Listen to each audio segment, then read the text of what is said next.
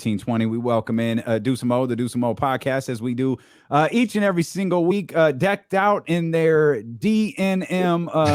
It's not the Deuce and Mo world order, but it certainly works. Really leaning into that heel turn from last week, huh, guys? Yeah. our buddy Timbo, like he's painted like this painting behind us, and then one day he hit us up. It's like, oh, I had an extra canvas, so I did your guy like a Deuce and Mo like NWO theme. I'm like, oh, that's cool. I'm like, oh, we should make that into a shirt. It looks great. No, that's dope. That's Yeah, dope. you did a great job with it. Yeah. I saw I can't lie. I might get me because you guys have a whole line. I might get the mug. That's pretty dope. That's I pretty gotta dope. check out the whole line, man. I ain't even see it. I gotta check it out. Yeah, we did a promo video for it. Yeah, it was now cool. I advise the promo's a little shocking. Morgan's appearance as Kevin Nash is a little. It's a little. Big. I'm short. I'm just short, huh? That was the least weird part of it, for sure. That was definitely okay. And now that I think about it, I really wish you had gone with the 1996 bandana backwards. Yes. After we did that, and I saw some old clips, we should have done the bandana. Yeah, I didn't have that in my costume bucket, but it was fun, and I was really surprised how much I looked like a man that day. It was just to be clear, they have multiple wigs and goatees lying around the house, but what they don't have is a bandana. No bandanas, but if you need a goatee, Morgan's got you covered. Hey, I will tell you this: when I was about 10 years old, when the NWO first launched, I definitely was rocking bandanas around my apartment complex and painting like goatees on my face because I was obsessed with the NWO. There's like videos I have of me going for life. I was so obsessed with the NWO. See, I was brand loyal. I liked the NWO. I was like, oh, boys, they're kind of hot, but I was brand loyal. I was WWF at the time. I was like, no, I ain't trying to hear that. Yeah, just like you are now. Just like you are now. You ignore the fact that AEW is putting out an amazing product right now, even though they have some issues. Like they still have some things they need to address, yes. but you have not decided to hop on the bandwagon yet. Kenny, you as a newer wrestling fan, the experience and the magic that I felt yesterday watching Rampage. No, it's Dynamite. Thank you. Huge fan. See, no, that's exactly it though. I'm a new wrestling fan in the sense of like, however you want to put it, whatever. Some people are like, you know a lot, whatever. But with AEW, I've been watching since day one. And I'm telling you, their product is a magical experience. And you are just missing out as a wrestling fan. I think it's dumb that you are not watching. Now we just need we need to get more than just a whole bunch of white guys on the show. Yeah, exactly. Vince with all these black WWE champions, boy, like that's when you know Vince isn't running the show anymore. We went 40 years with no one, and then all of a sudden we got. Wait a minute, Biggie beat Lashley. Brother McMahon. Brother McMahon here. I don't know. Like I said, I'm not lying to you. I got the show's series recorded on the DVR. Never really get around to them. All right. But I mean, next week will be a great week to start. Yeah. Omega versus Bryan Danielson in front of their biggest crowd in history in New York City at Arthur Ashe Stadium. That'd be a good Wednesday to watch. That's gonna be lit. The New York crowd's gonna bring it together. But I really got to watch Corbin wrestle. Look, I understand Brian Corbin. That broke Corbin was phenomenal work. It was good. But I have never been the biggest Punk or Daniel Bryan fan. So I know why everybody else is like, I don't think they're bad or anything like that. Like they're great, but they're like, it's okay. That's what's up. I see them. Everybody else was really hyped for it. That didn't get me hyped. That's fine. There's other great wrestling going on. If they came back to WWE, I wouldn't be hyped. Okay. I'd be like, oh, okay. All right, that's what's up. They back. You're a character-driven guy as opposed to a match quality guy, right? There was a lot. Which I just think there are different, there are different types of fans. Some people are like Kenny Omega, Bryan Danielson. Those are wrestlers, and they're going to tell a really compelling story in the ring. Right. Yeah. Roman Reigns is a great. I think he does both. Yeah. But it's his character that has kind of set him over the top, and that's absolutely. WWE still has the ability once in a while to create great characters. This version of Roman Reigns is a phenomenal character. Yeah. I thought Bobby Lashley was phenomenal. I don't love the way that it ended, but I get why they did it. He was phenomenal. Wow. So that's what it is. Like I said, why do you think I like Baron Corbin so much? Not because of the way he wrestles. Like the broke Baron Corbin was hilarious. I tuned in every week to see how broke he was this week. I like the character. I tuned in to see Baron Corbin is a sentence I will never, ever utter. Broke Corbin, bro. Broke Corbin. When that boy couldn't change his shirt, he couldn't change his hair. Come on, man. I love that. I do love that his fortunes changed in Las Vegas. That was relatively amusing. Great. That was great stuff. Now he's rich and I'm not as interested. Happy Corbin.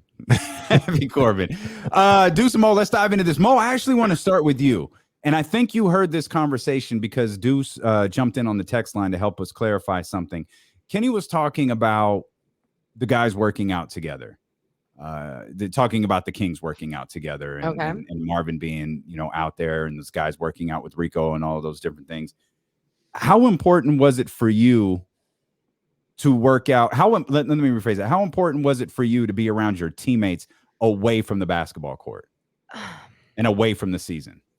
It's strange to answer this because obviously when you're playing professional basketball, it is so different, right? You're traveling so much more. But I remember, let's just say my AAU team, for example. I mean, I'm traveling with this really good AAU team for months across the country.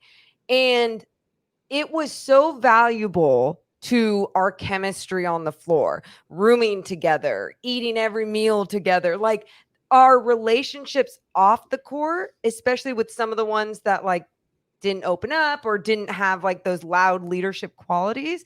It was nice. It was another way to like build this bond in relationship, and it kind of builds that trust, right? Now, this doesn't work out for everyone because there are so many different personalities, but at the same time, I do think that there's a lot of good things that can come from it. Yeah. Kenny was adamant that they need to be together. Ooh. Like now. Yeah. I don't know if adamant that they need. So the whole thing came about because I was just talking about how, Marvin hadn't been there. And no.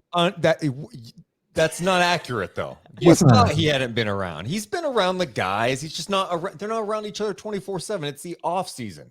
So they can work out other places. They don't have to be around the team 24/7. There's not an NBA team that hangs out the entire summer and works out together the entire off season. That doesn't happen. Absolutely. But what I was getting at was, and all these little, and like I said, we pointed out the pictures and stuff like that. Marvin, at least one time, was down there with Rico or whatever the case may be. We got evidence of that. But Tyrese is there. Tyrese been everywhere.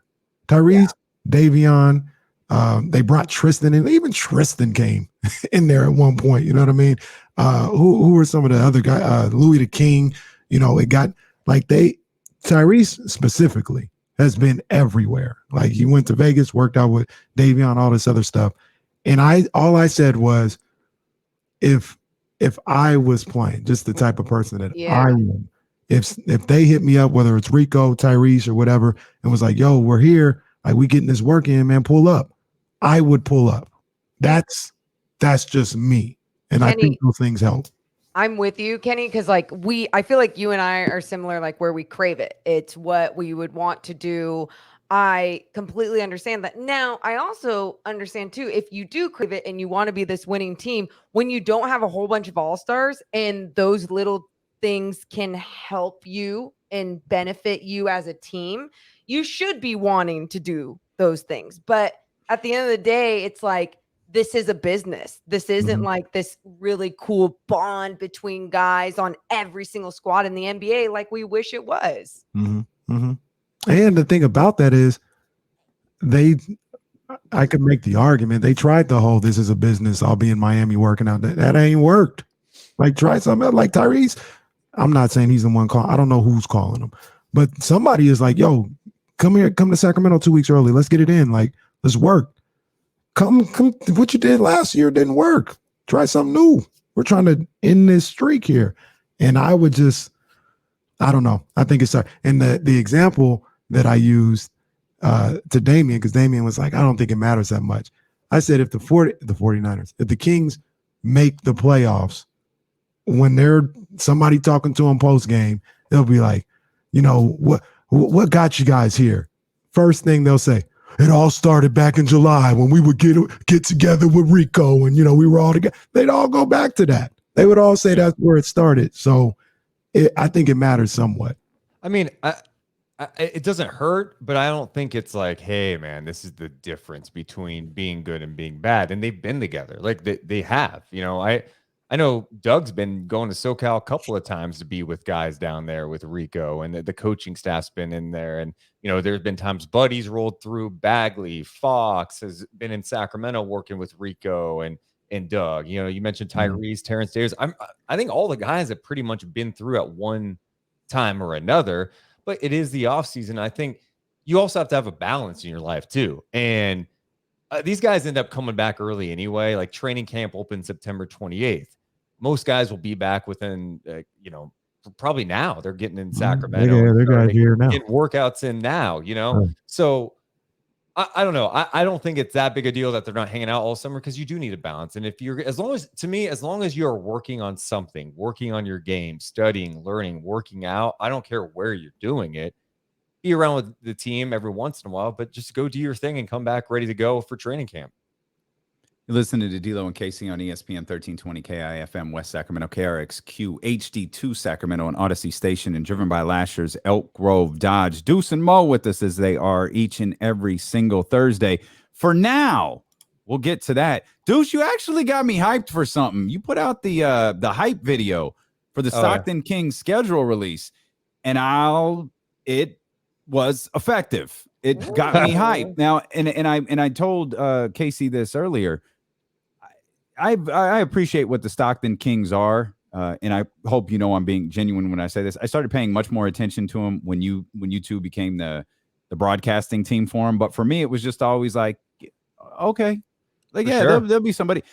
It doesn't feel like that this time. Like it feels like there's some Sacramento Kings on the Stockton Kings team, and like, you know, whether it's Keita, whether it's you know, Louis the King spending time down there, whoever, like, it feels like there's a couple of guys that Kings fans are really, really going to want to have their eyes on when this season gets underway. I think November.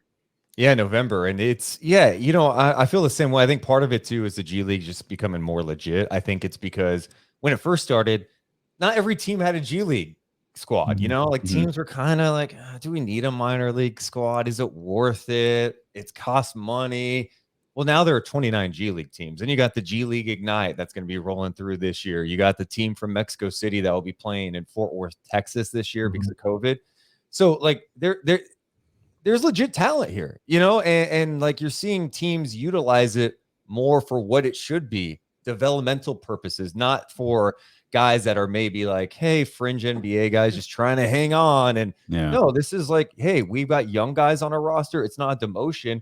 For someone like Jamias Ramsey, after having a nice close to the summer league, it's going to be so huge for him to play big time minutes against legit competition in the G League and see what he can do. You mentioned Keita, Louis King. Like, I love it. And I think there is more interest in it than ever, especially in Sacramento, because the guys you just mentioned, we just watched most of these guys in the summer league. I think Matt Coleman may be playing for Stockton too. He had some moments, but he also had some moments where you went, okay, that's a guy you want to take a look at. There's more and more access too. I think the G League's doing a much better job of whether it's each team being more proactive with their social with it, or even the way that they broadcast some of these games. So I think more people now too are finding it more appealing to them.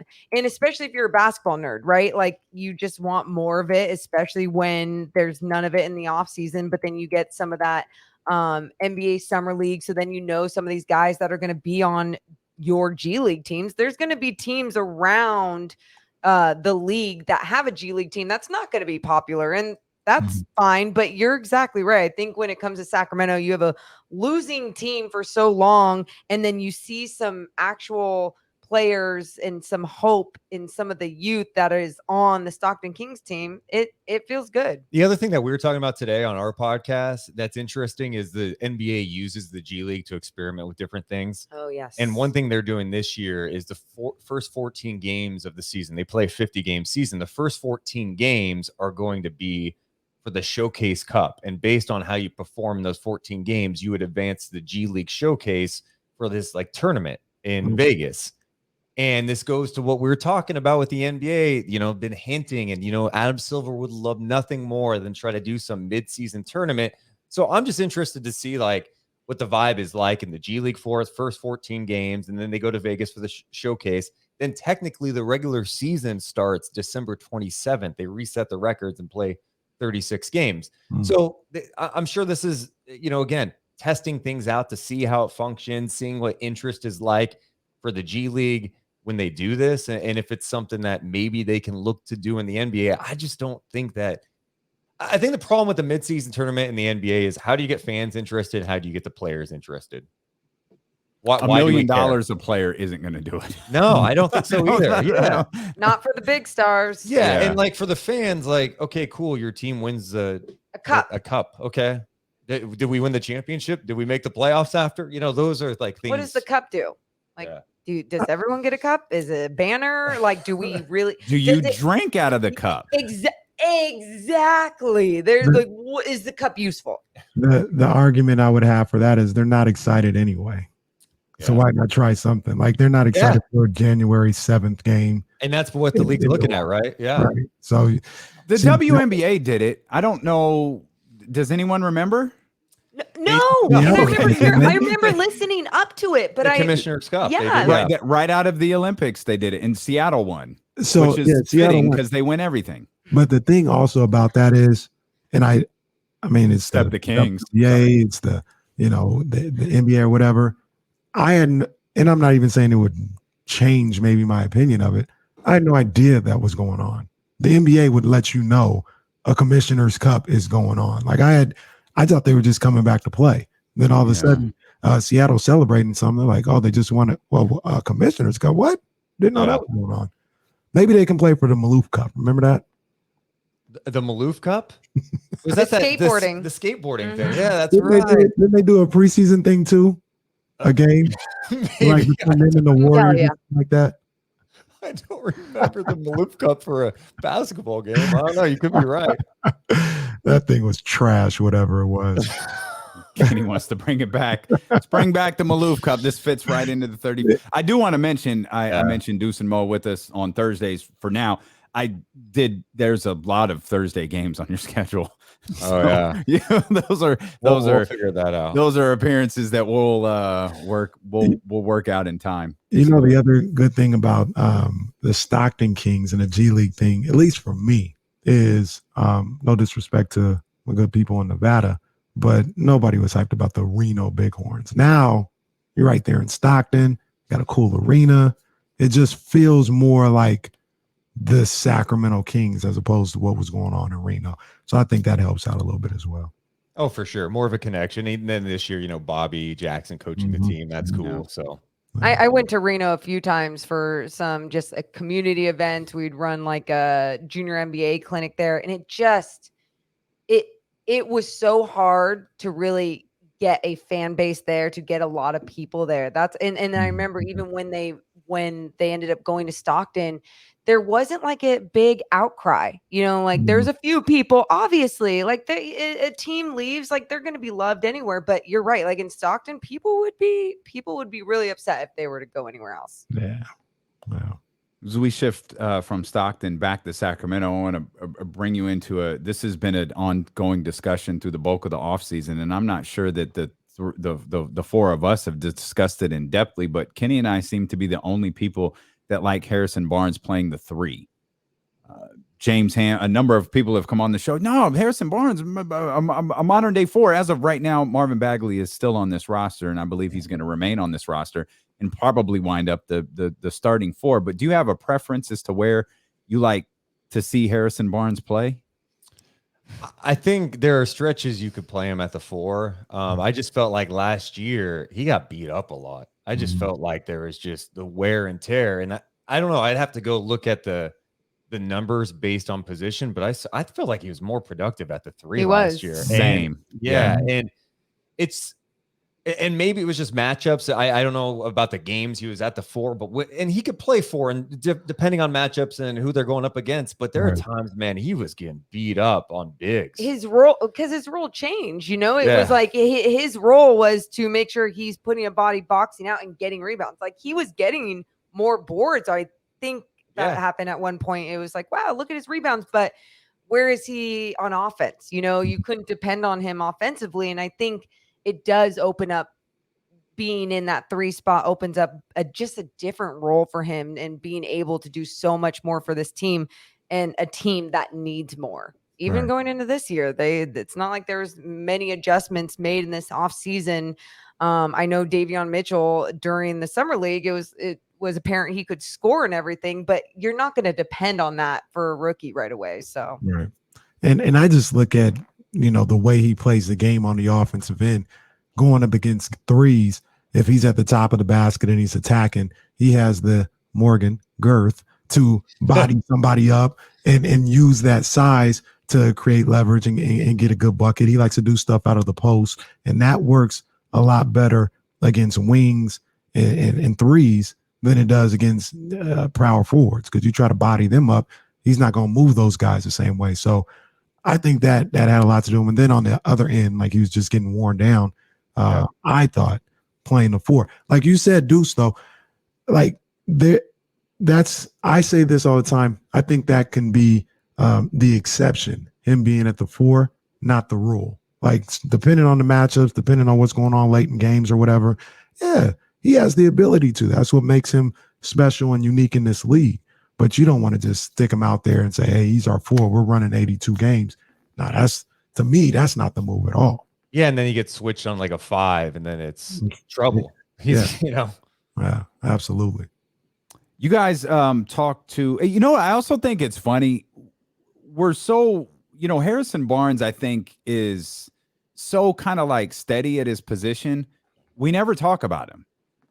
Like we never discuss, because we just expect Harrison to do something every week. Like we talk about De'Aaron taking this next step. We talk about what Buddy needs to do better and what Marvin needs to do better, and how Tyrese is going to grow in his, second year, and how Davion Mitchell, a guy who has yet to play a non-summer league NBA game. We're talking about all these things we expect from all of these guys. And it was maybe like a week or two ago that Kenny were like, hey, let's talk about Harrison Barnes, because we really haven't talked about Harrison since the season ended. And I honestly think that's a testament to the type of player that he is. He's solid, right? Like he's solid in the role that he plays on a lot of different teams. I mean, obviously there's a little bit more of a dip in Dallas, but he's really found his identity with the Kings. So I think you take it more game by game with him, right? It's like, oh, Harrison needs to do more. Oh, Harrison had a good game.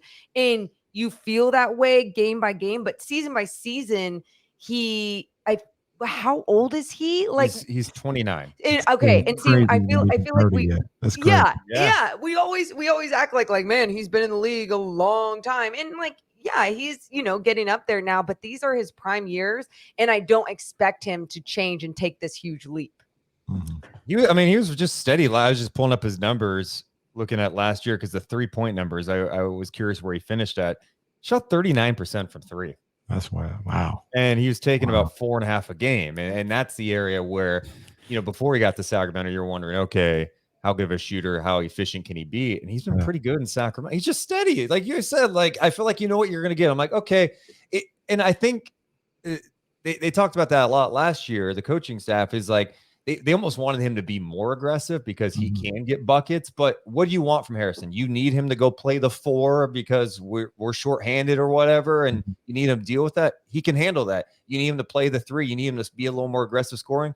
He can do that. He's very moldable and adaptable. Yeah. Numbers are such a pain in the ass.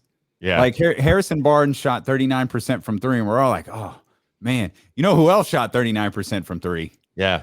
Yeah. But we're all like, oh, gosh. I mean, like with Buddy, and that's the thing. Like the percentage did improve down the stretch. I mean, I think for most people who watched him play last year, there were stretches where there'd be a lot of rough starts, and then it'd be like, oh, he hit some 3s late in the game, and it looks a little better than it probably was. But yeah, I mean, Buddy can shoot it. Like I don't think anyone denies that. It's a lot that comes with it: decision making and consistency. I mean, but yes, he is still a very good shooter in the league. Yeah, for sure. We had a discussion here earlier today based on,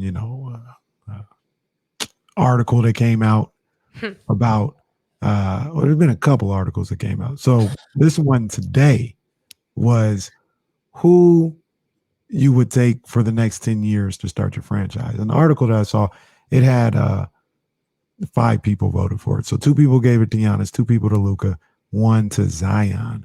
And no, I don't think anybody here is arguing that you should take Fox above any of those guys. But the question that we had is, where does he fit on that list of players? Like where would it come from? I made a little bit of a list, no particular order of mine.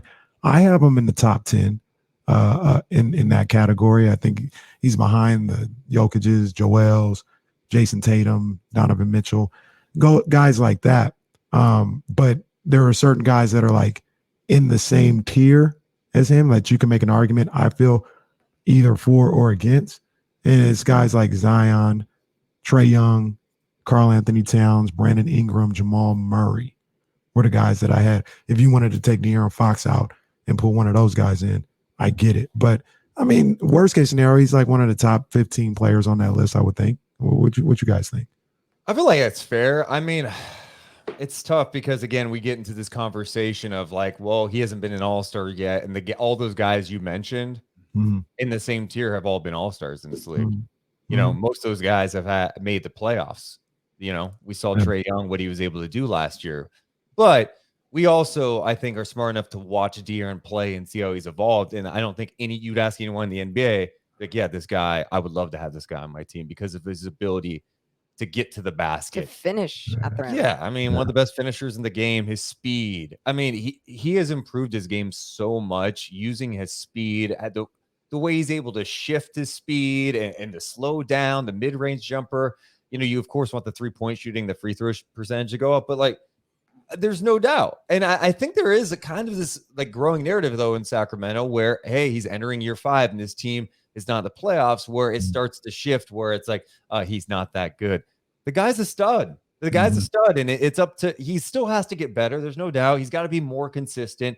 You know, you can't be having games next year where De'Aaron, you know, finishes with 14 points and like 6 assists. I need him to give me almost 20 every single night. You got to have the consistency, but he's a stud. And a lot of these guys that we mentioned have another guy with them to obviously elevate their game, right? In so many different ways. So it's I don't want it to act like it's just a cop out. It's like, yeah, well, he needs another guy. And then, you know, some people argue, well, look at a lot of these guys. They're doing it on their own. They're not, though. They're really not. So once winning happens, that narrative will change with De'Aaron Fox. And I think because all of us were so close to the situation, we get to watch him night in, night out. Tuesday night against Orlando Magic, we are watching. 9-game losing streak, we are watching. A lot of other national media people aren't going to tune in for that, you know? They need to do their job, though. That's true, too, Kenny. Kenny's mission is to go after anyone who is sleeping. I saw you go after Eddie Bailey the other day because he put out that Bleacher Report list and did the redraft. Somehow had Lonzo Ball being drafted ahead of Fox again and John Collins. And I'm like, wait, Fox went 5 in that draft. I'll even grant you like the first 3 where he had Tatum, Mitchell, and Bam. Fine. I think that's debatable. The Bam Mhm, Fox mhm, one, like if mhm. you put Fox 3, Yeah, okay, yeah, whatever. But to have those guys ahead was a joke. But Kenny, I saw you go tweet him. You're like, come on our show and say it with your chest. I thought you were See cutting how- promo on him. See, See, see, I told you.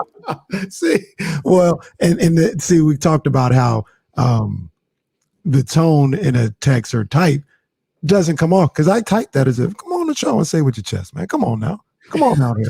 But it comes off as, well, you know, brother, if you want to have him there at 6, you need to come on here and say it with your chest, brother. That wasn't how it was. But That's he does need to hilarious. come on. He need to be held accountable. He need to. All I want to do is talk to him. I want to know what your thinking is because he had a lot of glowing That's things to your say about the approach? Fox. That's No. your approach to talk to another human being. Say it with your chest. He Yeah. didn't say it that way. He's like, come on, say it with your chest. Yeah. So I read I didn't Kenny's even have tweet. exclamation points on in the tweet. I read Kenny's just tweet said the words. totally normally. I just Really? and then I read Deuce's tweet and went back and read Kenny's tweet entirely differently. Same words. The antagonist. I saw it totally different. Hey, after that's my seeing Deuce's wrestling. tweet. That's watching too much wrestling and MJF. I feel like Kenny just cutting promos on people. And knowing Kenny too, and knowing how Kenny is like a little, hot taker, will say what he needs to say. I totally read it that way. I was like, he's literally cutting a promo on this guy. And I was entertained and kind of liked it. But Well, at the same time, I was like, he ain't gonna talk to him. well, see, if you would have had this DMs open, I would have just DM'd him and none of this would have happened. But he didn't want to have them open, and he don't want to have an email. He don't even want to put his name on the article. Well, you got no choice but for me to come and ask you publicly to come explain yourself. And Kenny, you know what bugged me so much about it is like you read his explanation about where Fox is and everything he listed. You're like, why is he 6? Exactly. So like, No I'm sense. just It sitting there didn't make struggling with it, sense. and I'm like, because you know what he's doing, and it's clear. And I know just because it's one thing if he truly believes it, I just don't believe he truly believes that. And I think if you just put a random list together that makes sense, no one's gonna really talk about it. But because not only did he have Ball ahead of Fox, he had Fox 6. He knew people were going to talk about, and this is what they want, right? Like, hey, it's this time of the year. They're pushing out NBA content. That's kind of hard, especially because training camp's still like 12 days away or whatever. They need something that's going to stir up the pot a little bit. So he's redrafting. And like, did you see what he did with the Simmons draft? He had Simmons Yes. number 1 still. Yes. I'm like, you can't still say Simmons is number 1. What are you doing? And I'm like, oh, because he wants this reaction. He wants me to get mad. He wants Kenny to tweet him. That's what he Well, wants. and then this is where I say it's a lot of clown behavior, and I can't take you seriously. Yeah. I can't like you now you're sacrificing your credibility, in my opinion, for clicks. So true. Yes, you're a And I can't sellout. take You're a it. sellout. Yeah. Well, that's the like you two have never sat down and said, all right, we got to do some old podcast. Let's do the show today.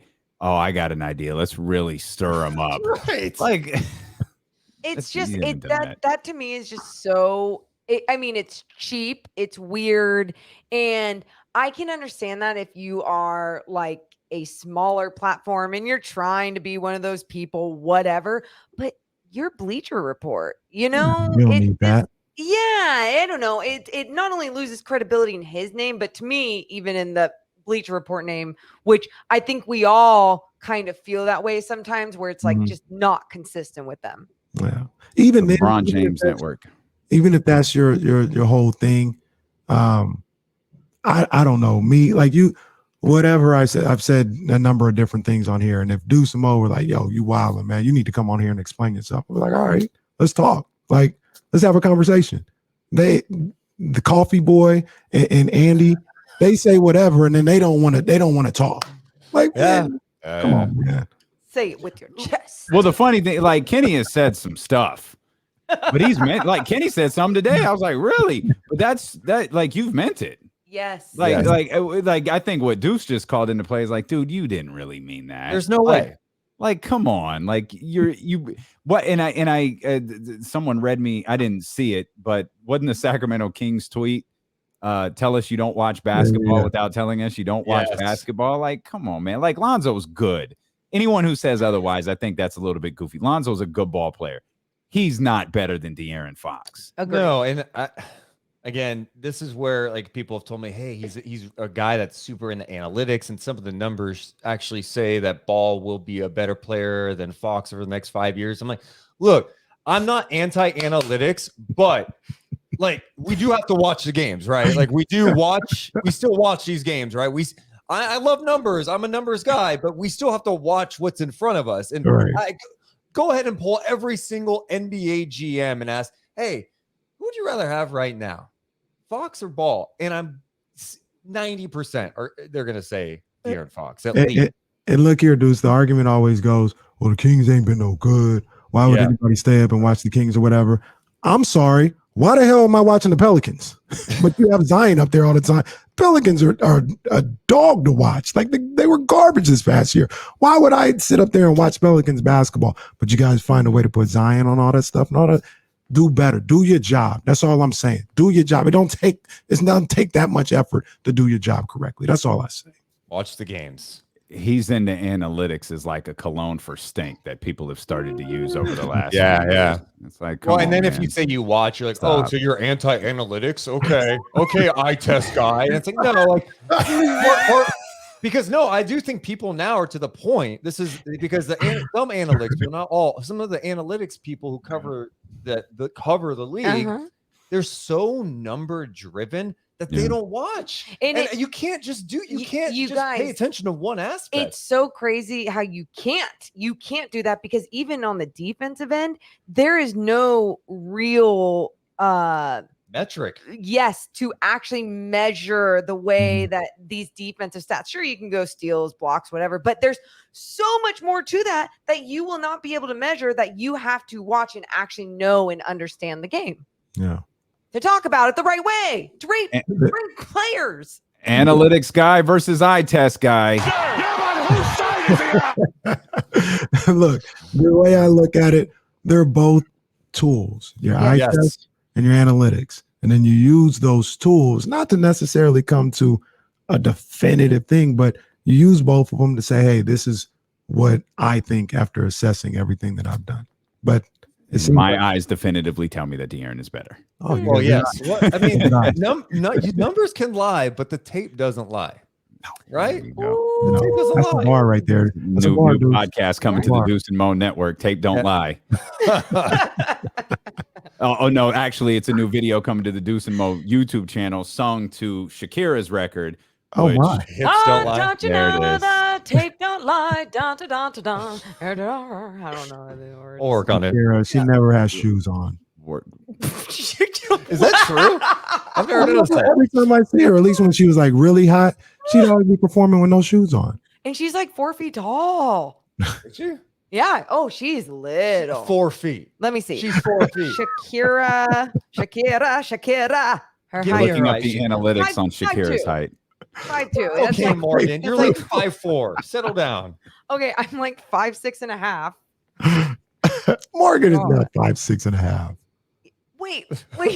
Thank you, Kenny. Wait, what size do you think I am? I mean, 5'5", 5'4". You're not. No. I swear, I grew. She's an NBA 5'6.5". I was 5'7" on all of my scouting reports, but I was like really 5'5", and then I've grown. I'm like 5'6", 5'6.5". Look, I can't talk because I was 6 feet on all of my. That's what the internet says. That's the program said. That's what it is. And you're about 5'9". Wait a minute, you're not 6 feet? If I had to guess, I'd say probably closer to 5'11". Wow, what am I? I'm Yeah. 5'6.5" with Morgan. Thank you. Jeez. Welcome to the club, Damien. It's great. We're like somewhat tall, but somewhat No, short 5'6.5" is not tall. Oh, At really? least not for a man. I think it's Yeah, the average height for a woman. So Okay, so you're in good shape. So whatever. All these height shamers First of all, don't. he's not 5'6.5". He's being facetious here. Yeah. Yep. Far And from don't be a height shamer, because who gives a damn?